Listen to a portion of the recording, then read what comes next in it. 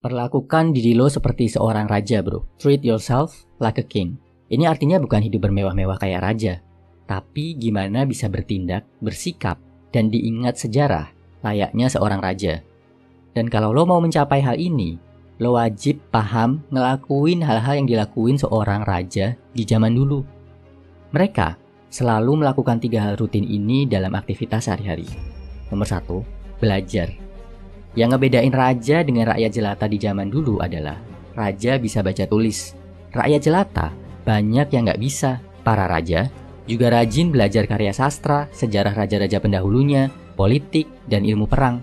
Mereka belajar dari guru-guru terbaik yang didatangkan dari seluruh dunia. Jadi, kalau lo mau jadi seorang raja, bro, lo wajib punya pengetahuan yang nggak dipunyai kebanyakan cowok lain. Lo wajib punya waktu belajar khusus setiap hari.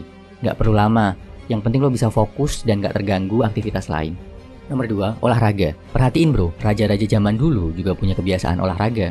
Raja-raja Inggris di zaman imperialisme wajib mahir berkuda.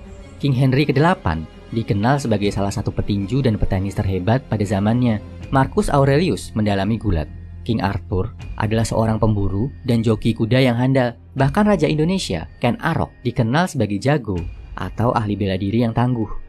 Artinya, lo juga wajib rutin olahraga, bro. Sama seperti raja, lo adalah seorang pemimpin. Setidaknya pemimpin dalam hidup lo. Dan untuk memimpin, diperlukan fisik yang kuat. Sebelum bisa memimpin orang lain, lo wajib bisa memimpin, mendisiplinkan badan lo sendiri. Tujuannya, biar lo bisa selalu dalam keadaan prima saat mengambil keputusan-keputusan penting. Nomor 3, ibadah. Raja-raja terhebat dalam sejarah umat manusia adalah raja yang dekat dengan Tuhan.